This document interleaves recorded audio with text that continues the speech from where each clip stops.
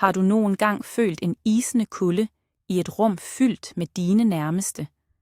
En følelse af, at noget er frygteligt galt under den polerte overfladen. Denne historien handler om Ingrid. En kvinde, som opdager, at den virkelige faren ikke kommer fra fremmede, men fra dem, som skulle elsket hende. Hun kommer hjem til en stilhed, som er tyngre end noget skrik, og overhører en samtale, som vil ændre alt. Forbered dig på en rejse ind i en families mørkeste hemmeligheder. Da kærlighed bliver et våben, og loyalitet sættes på den ultimate prøven. Ingrid og Lars havde bygget et liv sammen i en charmerende lejlighed på Grünerløkka i Oslo.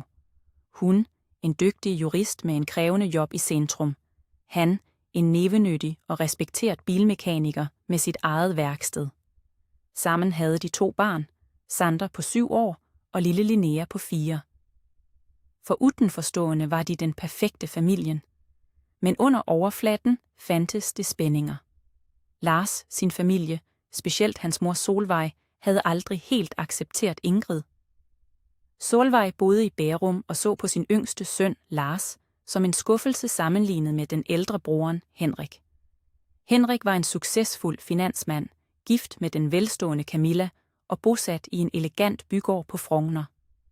De manglede bare én ting for at fuldbyrde sit perfekte bilde, et barn. Og Solveig, matriarken, havde en grusom plan for at løse det problemet. Regnet piskede mod vinduerne på trækken, som skranglede se op over Torvald Meyers gate. Ingrid stirrede ud på de våde gatene, men så dem ikke. En urolig følelse havde gnavet i hende hele dagen, helt siden Lars ringte for at sige, at moren hans, Solveig, kom på besøg. Et uanmeldt besøg. Det var aldrig et godt tegn. Hun kendte den velkendte knuden i magen stramme se. Hjemmet hendes trygge havn, føltes pludselig som fjendtligt territorium. Hun trak pusten dybt og kendte den kalde, fugtige Oslo-luften fylde lungene, da hun gik af på Birkelunden. Hvert skridt mod den gamle bygården føltes tyngre end det forrige. Hun vidste, at bag den døren ventede ikke hygge og familievarme, men en anspændt atmosfære af udtalte anklager og iskalde blik. Hun nølte med hånden på dørhåndtaget, samlede se og forberedte se på stormen. Da Ingrid låste sig ind, blev hun mødt av en mærkelig stillhed. Normalt ville lyden av barne-tv eller Linneas glade rop fyldt lejligheden, men i dag var det helt stille. Barna var hos hennes egen mor, Marit, hade Lars fortalt. En forholdsregel. Det gjorde bare Ingrid ännu mere urolig. Hun tog af se den våde kåben og hang den på knakken i den trange gangen. Fra stuen hørte hun dæmpede stemmer. Solveig og Lars. Hun var ikke klar for konfrontationen endnu. Planen var at gå ret på badet, låse døren og give Seg selv 5 minutter til at stable Seg på beina. Hun listede Seg over det knirkende trægulvet, men da hun passerede stuedøren, frøs hun til. Solvejs stemme var lav, men skarp som glasskår. Og ordene, hun hørte, fik blodet til at ise i årene hendes. De snakkede om Sander, om sønnen hendes. Du må forstå, Lars. Dette er for alles bedste, sagde Solveig med en falsk, moderlig tone, som Ingrid afskyede. Henrik og Camilla kan give ham alt, absolut alt. En fremtid, du bare kan drømme om at give ham. Tænk på privatskolene, rejsende, mulighederne. Du er en flink mekaniker, men lad os være ærlige. Dette er en chance for gutten. Ingrid holdt pusten. Hjertet hamrede så hardt, at hun var sikker på, at de kunne høre det inde i stuen. Hun hørte Lars mumle et svagt protestord, men Solveig afbrød ham kontant. Vi må bare få det til at se ud, som om Ingrid ikke er en egnet mor. Noget rot fra fortiden hendes kanske. Vi kan antyde, at hun er ustabil. Det er derfor, du må hjælpe mig. Du må vidne på, at hun er en dårlig mor. Det er den eneste måden. Ingrid kendte en bølge af kvalme skylle over se. Planen var ikke bare ondskabsfuld, den var kalkuleret og iskald. Et bilde blafrede forbi i Ingrids indre. Bergen. Bryggen badede i kveldssol. Hun var ung, student ved juridisk fakultet, og hovedstups forelsket. Han hed ikke Henrik dengangen. Han kaldte sig bare H., en charmerende, verdensvandt økonomistudent fra Oslo, som fejede hende og føttene. Han var alt faren hendes havde advaret hende mod, men hun var fortabt. Ukende var en tåge af latter, sene kvælder og en følelse af at være centrum i universet. Han snakkede aldrig om familiens sin, bare om fremtiden, en lysende fremtid han malte for dem begge. Hun troede på hvert ord. Hun troede naivt, at hun havde fundet den ene. Men illusionen skulle briste på den mest brutale måde. Mindet var som et åbent sår, som aldrig helt havde grudt, og nu blev det revet op med vold. Hun huskede dagen, hun fortalte ham det. De sat på en café med udsigt over vågen.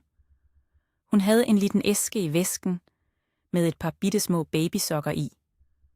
Hun var nervøs, men fyldt af en boblende glæde. Jeg har en gave til dig, hviskede hun og skjøv æsken over bordet. Udtrykket i ansigtet hans, da han åbnede den, var noget, hun aldrig ville glemme. Glæden blev erstattet af chok, deretter vantro, og til slut en iskald, foragtfuld maske. Er du gal, fraste han og lagde lokket på æsken med et smæld. Dette er din fejl, dit problem. Jeg håber, du ikke forventer noget af mig. Ordene hans var som piskeslag. Manden, hun elskede, forsvandt foran øjnene hendes og blev erstattet af en kald, egoistisk fremmed. Han rejste sig og gik, uden at se sig tilbage. Han forlod hende der, med en knust drøm og et liv, som vokste ind i hende. Tilbage i nåtiden, i gangen uden for sin egen stue, kendte Ingrid det samme iskalde raseriet. Hun havde kæmpet sig gennem alt. Ensomheden, skammen, de økonomiske bekymringerne. Hun havde fuldført studierne med en baby på armen. Hun havde bygget et liv for sig selv og Sander, stein for stein. Og så havde Lars kommet ind i livet deres, som en rolig, tryg havn. Han havde elsket Sander som sin egen fra første stund. Han havde givet dem en familie. Og nå sat denne kvinden, dette monsteret, og planlagde at stjæle sønnen hendes for at give ham til den samme manden, som havde forkastet ham, før han i det hele taget var født. En rød tåge sænkede sig foran øjnene hendes. Nok var nok. Hun skjøv op stuedøren med en kraft, som fik den til at smelle i væggen. Solveig og Lars skvatt til. Blikket til Solveig var fyldt af irritation over afbrydelsen, før det raskt blev til en kald, afmålt maske, da hun så raseriet i Ingrids ansigt. Lars så ud som en hjort fanget i lyskjalen, fyldt af skyld og panik. Ud, sagde Ingrid, og stemmen hendes var lav og dirrende af undertrykt raseri. Kom der ud af huset mit? No. Solveig hævede et perfekt formet øjenbryn. Kære dig, Ingrid. Jeg tror, du overreagerer. Vi havde bare en liten prat. Jeg hørte alt, fortsatte Ingrid, og tog et skridt ind i rummet. Hvert eneste giftige, ondskabsfulde ord. Du skal ikke røre sønnen min. Du skal aldrig mere snakke om ham. Nå, går du? Hun pegte mod døren, og hele kroppen skalv af sinne. Dette var hendes hjem, hendes familie, hendes kamp. For første gang så Ingrid et glimt af usikkerhed i svigermorens øjne. Solveig var vant til at have kontrol, vant til at folk bøjede se for viljen hendes. Hun var ikke forberedt på denne frontale konfrontationen. Hun rejste se med en anstrengt værdighed. Vel, hvis det er slik, du føler det, sagde hun stivt. Lars, jeg antager, jeg ser dig en anden gang. Kanskje, når din kone har rodet se ned. Hun snudede se og gik mod gangen, uden at kaste et blik på sønnen sin. Lars sat som forstejnet i sofaen, ude af stand til at møde Ingrids blik. Stilheden efter at ytterdøren smalt igen var øredøvlende. Den var fyldt med alt, som var usagt, alle løgnene og al smerten, som havde bygget sig op over flere år. Ingrid så på manden, hun elskede, og for første gang lurte hun på, om de kunne komme se gennem dette. Lars var den rake modsætningen til sin bror. Der Henrik var polert og kalkulerende, var Lars jordnær og ægte. Han havde mødt Ingrid på et tidspunkt, da hun var på sit mest sårbare. Hun jobbede deltid på en café ved siden af studierne med lille Sander i barnehagen. Lars var stamkunde. Han kom indom for kaffe hver morgen, altid med et genert smil og et venligt ord. Han så ikke en alenemor med bagage. Han så en stærk, vakker kvinde og en fantastisk lille gut. Han havde faldt for dem begge. Han huskede, hvor stolt han var, da Sander kaldte ham pappa for første gang. Det var et af de lykkeligste øjeblikkene i hans liv. Tanken på at miste gutten var fysisk smertefuld.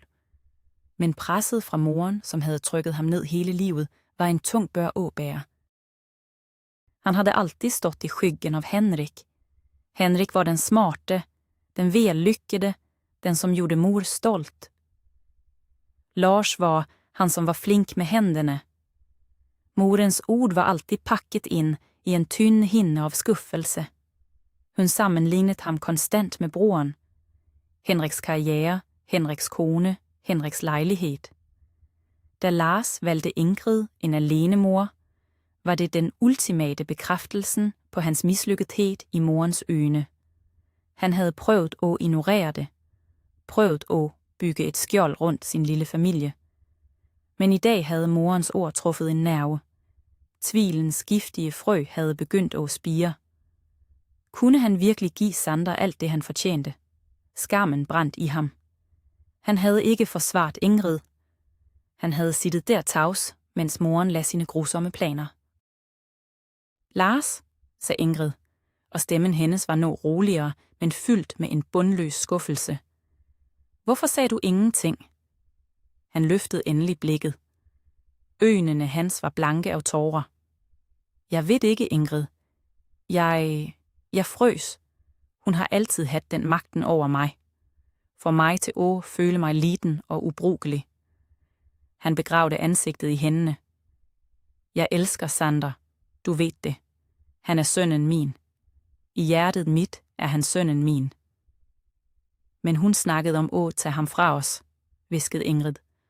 Og du sagde ingenting for at stoppe hende. Smerten i stemmen hendes var som en kniv i hjertet hans. Han vidste, at han havde svigtet hende på den værst tænkelige måten. Han måtte vælge side. Nå. En gang for alle. Det kommer ikke til at skie, sagde Lars og rejste se. Det var en ny fasthed i stemmen hans. En beslutsomhed Ingrid ikke havde hørt på længe. Dette stopper her.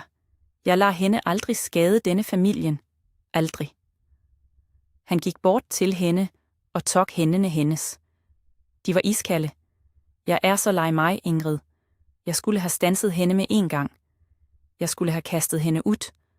Fra nu af er det bare os. Dig, mig, Sander og Linnea. Hun er ikke en del af livet vort længere. Ingrid så på ham, ledte etter tegn til tvil i blikket hans. Hun fandt bare en dyb anger og en stærk vilje. Hun nikkede sagte. Okay, Lars. Os mod verden da. En skør alliance var genoprettet, men de vidste begge, at krigen så vidt havde begyndt. Solvej ville ikke give sig så let. I den minimalistiske, hvide stuen i lejligheden på Frogner var stemningen like steril som interiøret. Camilla, Henriks kone, gik rastløst frem og tilbage. Hun var klædt i en elegant cashmere-genser, men den kunne ikke skjule anspændtheden i kroppen hendes. Ønsket om et barn havde blivet en altopslugende besættelse. Utallige legebesøg, hormonbehandlinger og skuffelser havde tæret på hende. Da svigermoren Solvej havde ringt tidligere den dagen og snakket om en mulighed, havde et desperat håb tændt i hende.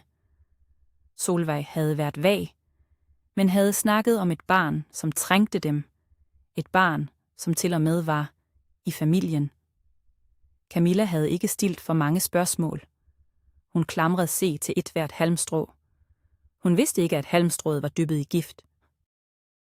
Henrik kom ind i stuen, med telefonen trykket mod øret. Han lyttede, ansigtet en anspændt maske. Ja, mor. Ja, jeg forstår. Han kastede et raskt blik på Camilla. Nej, hun ved ingenting om detaljerne. Bare, at det er en mulighed. Han lagde på og sukkede tungt. Det blev komplikationer, sagde han og undgik blikket hendes. Lars sin kone Ingrid overhørte samtalen. Hvad har hun med dette at gøre? Spurgte Camilla forvirret. Det er kompliceret, gentog Henrik. Han var en mester i undvigelse. Han hatede konfrontationer og rut. Hele livet havde han sklidet under problemer. Men dette problemet, et 7 år gammelt problem, nægtede at forsvinde. Morens vanvittige plan havde dratt det frem i lyset, og nu følte han nettet stramme se rundt ham. Han havde aldrig fortalt Camilla om Ingrid, om den unge jusstudenten i Bergen. Det var en del af en fortid, han havde fortrængt. En fortid, som ikke passede ind i hans nye, polerte liv. Da Ingrid fortalte, at hun var gravid, havde han fået panik. Et barn ville ødelægge alt. Hans karriere, hans frihed, hans forhold til Camilla, som han netop havde indledet. Han havde tilbudt penge for en abort, og da hun nægtede, havde han bare kuttet al kontakt. Han havde overbevist sig selv om, at det var det bedste. At hun sikkert havde taget til fornuft. Han havde aldrig tænkt på, at hun faktisk ville bære frem barnet. Tanken på at være far havde aldrig appelleret til ham. Barn var støjende, krævende og en hindring for hans ambitioner. Henrik, se på mig, sagde Camilla, og stemmen hendes var skarp. Hvad er det, du ikke fortæller mig? Hvem er dette barnet? Han vidste, han burde fortælle hende sandheden. Men fejheden vandt, som den altid gjorde det. Det er Lars sin stegesøn, sagde han. En halvsandhed, som føltes som en hel løgn. Moren hans er vist nok ustabil. Mor mener, barnet ville have det bedre hos os. Han så desperationen i Camillas øjne blande sig med et håb, som fik det til at vri sig i magen hans. Hun ville have dette barnet. Uanset hvad. Og han vidste, at moren hans ville bruge den desperationen, for alt den var værd. Han var fanget mellem sin mors manipulation, sin kones længsel og sin egen mørke hemmelighed. En uge senere kom brevet. Det var fra en af byens mest anerkendte advokatfirmaer, og det var adresseret til dem begge. Ingrid åbnede det med skælvende hænder, mens Lars så på, med et sammenbidt udtryk. Indholdet var værre, end de havde frygtet. Det var en formel begæring om en omsorgsvurdering for Sander. Brevet var fyldt med insinuationer og direkte løgner. Det antydede, at Ingrids arbejdspres gjorde hende til en fraværende mor, at Lars sit værksted var et utrygt miljø for et barn, og, værst af alt, det drog frem Ingrids fortid som alenemor som et bevis på en ustabil livsførsel. Hver sætning var designet for ås og tvil, for at male et billede af dem som uegnede forældre. Det var Solvejs værk. Det var ingen tvivl. Hendes kalkulerende håndskrift var tydelig i hvert eneste ord. Panikken truede med at overvælde Ingrid. Hun var jurist. Hun vidste, hvordan systemet fungerede. Hun vidste, hvor let det var at vri på sandheden og skabe et falskt narrativ. De havde penge og magt på sin side. Henrik og Camilla med sin pletfrie facade ville fremstå som det perfekte redningsparret. Mens de, en vanlig familie på Grünerløkka, pludselig blev fremstillet som et problem. De kan ikke gøre dette, hviskede hun, mere til sig selv end til Lars. De har ingen bevis. Dette er bare sludder. Men det er nok til at starte en proces, sagde Lars dystert. Nok til, at barneværnet begynder at snukke. Det er det, hun vil. Hun vil slide os ud. Knække os. Han slog næven i køkkenbordet i afmægtig raseri. De følte sig små og magtesløse mod den mægtige maskine, som var sat i gang mod dem. De næste ukene var et mareridt. De måtte forberede sig på møder med barnevernet, samle dokumentation fra barnehage og skole, og snakke med venner, som kunne stille som referencer. Skyggen af trusselen hang over dem konstant. Glæden i hverdagen blev erstattet af en gnagende angst. Ingrid så, hvordan det tærede på Lars. Han blev stille og indesluttet. Hun så også frygten i Sanders øjne, selv om de prøvede at skærme ham. Han skyndte, at noget var galt. En kvæld, efter at barnet havde lagt se, brød Ingrid sammen. Tårerne, hun havde holdt tilbage i ukevis, strømmede frit. Jeg klarer ikke mere, Lars, hulkede hun. Jeg er så red for at miste ham. Lars holdt rundt hende, vuggede hende som et barn.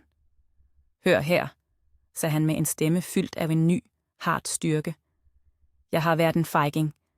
Jeg har ladt mor og bror tråkke på mig hele livet. Men ikke nå længere. De skal ikke få knække os. De skal ikke få Sander. Samtidig på Frogner begyndte Camilla at ane uråd. Hemmeligholdet rundt denne omsorgssakken plagede hende. Henrik var undvigende, og hver gang hun prøvede at snakke med Solvej, blev hun affejet med vage forsikringer. Det var noget, som ikke stemte. Hvorfor var de så aggressive? Hvorfor denne skidtende taktikken? En eftermiddag, mens Henrik var på job, bestemte hun sig for at gøre noget, hun aldrig havde gjort før. Hun gik ind på hans hjemmekontor. Hun vidste, det var galt, men en stærk intuition fortalte hende, at hun måtte. Hun åbnede laptoppen hans, som han altid lod stå ulåst. I en gammel mappe med billeder fra studietiden i Bergen fandt hun det. Et billede af en ung, smilende Henrik, og ved siden af ham en like ung og strålende kvinde. Det var Ingrid. Under billedet lå en fil, en gammel e-postudveksling. Hun begyndte at læse. Camillas hænder skalv, da hun læste ordene. Det var en kort, brutal udveksling. Ingrids forsigtige, håbefulde melding om graviditeten. Og Henriks iskalde, afvisende svar. Alt blev pludselig krystalklart. Løgnene. Hemmeligholdet. Aggressionen. Sander var ikke bare en stedsøn, Lars havde taget til se. Han var Henriks søn. Hendes mands søn. Og de havde, sammen med Solvej, sat i gang en ondskabsfuld plan for at stjæle ham, baseret på en seng af løgner. En bølge af afsky og raseri væltede op i hende. Hun havde blidt lurt. Hendes dybeste ønske om et barn havde blidt brugt som et våben i et kynisk spil. Hun havde næsten blidt medskyldig i at ødelægge en anden kvindes liv og rive et barn bort fra den eneste familien, han kendte. Hun lukkede laptoppen med et smæld. Tårerne rant, men de var ikke længere tårer af sorg. De var tårer af raseri. Dagen efter ringte hun Ingrid. Jeg ved, vi ikke kender hverandre, sagde hun, og stemmen var rolig og kontrolleret. Men jeg tror, vi må snakke sammen, alene. De mødtes på en neutral café på Mejerstuen. Ingrid var anspændt og forberedt på kamp. Hun forventede trusler eller et forsøg på bestikkelse. Men kvinden, som sat over for hende, så ikke ud som en fiende. Hun så knust ud. Jeg ved alt, Ingrid, sagde Camilla lavt, og så hende ret i øjnene. Jeg ved, at Sander er Henriks søn, og jeg ved om planen deres. Jeg vil, du skal vide, at jeg ikke havde nogen anelse. Jeg er så leg mig for det du og familien din har blivet udsat for. Ingrid blev stum af overraskelse. Hun havde forberedt sig på alt, undtaget dette. En uventet allieret. De satte der i over en time. 2 kvinder fra forskellige verdener, forent af den samme mandens svig. Ingrid fortalte sin historie om kærligheden, svigget og den tøffe kampen for at skabe et liv for se og sønnen. Camilla lyttede, og for hver sætning voksede foragten for manden, hun var gift med, og for svigermoren, som havde manipuleret dem alle. Da Ingrid var færdig, var det en lang stilhed. De kommer ikke til at vinde, sagde Camilla til slut med en isende ro. Jeg skal sørge for det, men jeg trænger din hjælp. Vi må stoppe dem sammen.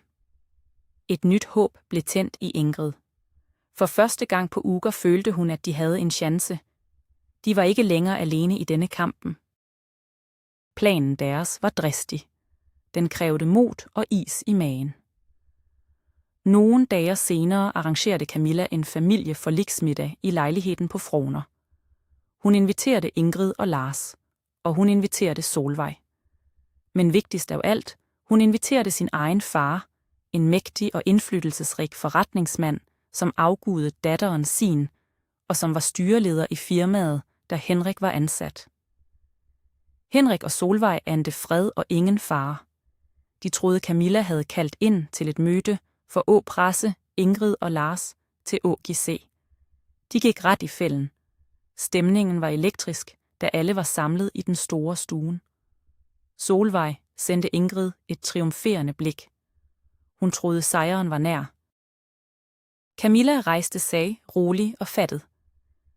Tak for at dere kom, begyndte hun. Jeg har kaldt dere sammen, fordi det er en del ting, som må frem i lyset. Hun snudede sig mod Henrik. Henrik, kan du fortælle faren min, hvorfor vi egentlig er her? Kan du fortælle ham om Sander? Henrik blev likblik. Han stammede frem nogle usammenhængende ord om en bekymringsmelding. Nej, afbrød Camilla ham. Fortæl sandheden. Fortæl ham, at Sander er din søn. Sønnen, du forlot for 7 år siden. Og fortæl ham om planen, du og din mor har lagt for at stjæle ham fra Ingrid og Lars. Manden, som har været en ægte far for ham. Stilheden, som fulgte, var total. Solvej gispede et af luft. Camillas far stirrede på Henrik med et blik, som kunne fryste glas. Masken faldt. Alt raste sammen for Henrik og Solvej den kvelden. Camillas far var nådeløs. Henrik mistede ikke bare sin kone, men også sin job og sin anseelse. Han blev tvunget til at trække tilbage alle anklager og skrive under på et dokument, der han frasede sig enhver ret til kontakt med Sander nogensinde. Solvej blev fuldstændig isoleret. Lars brød al kontakt, og til og med hendes elskede Henrik ville ikke have noget med hende at gøre etter, at hun havde ødelagt livet hans. Hendes sociale status, som hun havde kæmpet så hardt for, lå i ruiner. Hun blev en bitter og ensom kvinde i sit store hus i Bærum, et monument over hendes egen ondskab. For Ingrid og Lars var mareridtet over. Stormen havde lagt se, og de stod stærkere igen end nogensinde. De havde kæmpet sammen og vundet. De havde beskyttet familien sin. En solfyldt høstdag tog de med C. Sander og Linnea til Sognsvand. Luften var klar og kald. Lyden af barnelatter blandede C med raslingen fra løvet under fødderne deres.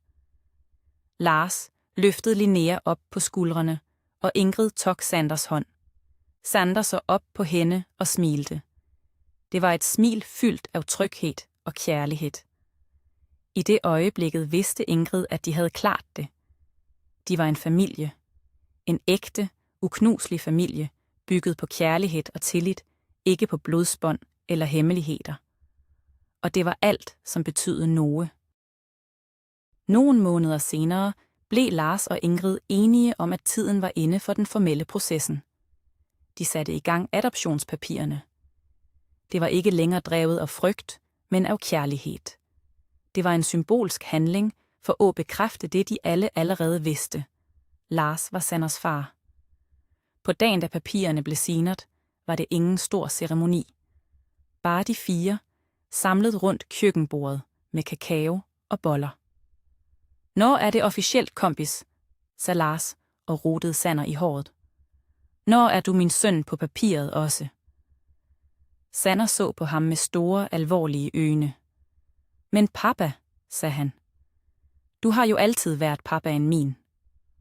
Og i den enkle barnlige udtalelsen lå al verdens sandhed. De havde overvundet mørket, og fremtiden lå lys og åben foran dem. Camilla fandt sin egen vej. Efter skilsmissen tog hun en pause fra alt og rejste. Hun jobbede som frivillig på et barnehjem i udlandet og fandt en ny mening med livet. Hun indså, at hendes ønske om et barn handlede mindre om at skabe en perfekt familie, og mere om at give og modtage kærlighed. Hun holdt kontakten med Ingrid, og et usandsynligt venskab voksede frem mellem dem. De var bundet sammen af en fælles fortid, men de valgte at se fremover. De var begge overlevere, stærke kvinder, som havde nægtet at lade andres svig definere dem. De havde taget kontrol over sine egne historier og skrevet sine egne lykkelige slutter. Vinteren kom til Oslo og lagde et hvidt tæppe over byen.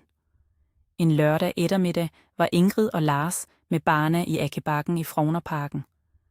Latteren deres rungede i den kalde luften. Pludselig så Ingrid en skikkelse i udkanten af parken. Det var Henrik. Han stod alene, klædt i en dyr, men nå lidt slidt frak. Han så på dem, på familien, på sønnen han aldrig ville kende. I blikket hans var det en blanding af sorg, anger og en bundløs ensomhed. Han så ikke på dem som en trussel længere, men som et billede på alt, han havde mistet. Ingrid kendte ingen triumf, bare en stille medfølelse. Han snudede se og gik, en ensom skikkelse, som forsvandt ind i byens vrimmel. Fortiden var endelig bare et fjernt minde. Til slut stod Ingrid og Lars igen, ikke som ofre, men som sejrherrer i sin egen historie. Den virkelige vrien var ikke svikket, men den uventede alliancen, som blev født ud af det. Camilla, som kunne være den fine, blev en redningskvinde. Hun beviste, at styrke og anstændighed kan findes på de mest uventede steder. Familien til Ingrid og Lars blev ikke ødelagt. Den blev hærdet i ilden og kom ud stærkere og mere sammensvejset. De lærte, at en familie ikke defineres af blod, men af kærlighed, loyalitet og viljen til at kæmpe for hverandre mod alle odds. Deres rolige liv på Grünerløkka var nå fyldt med en dybere fred, en fred de havde kæmpet for og vundet. Tak for, at du lyttede til denne historien. Hvis du blev berørt af Ingrids kamp, vis din støtte ved at like videoen, abonnere på kanalen og dele dine tanker i kommentarfeltet. Hvad tror du er det stærkeste båndet i en familie?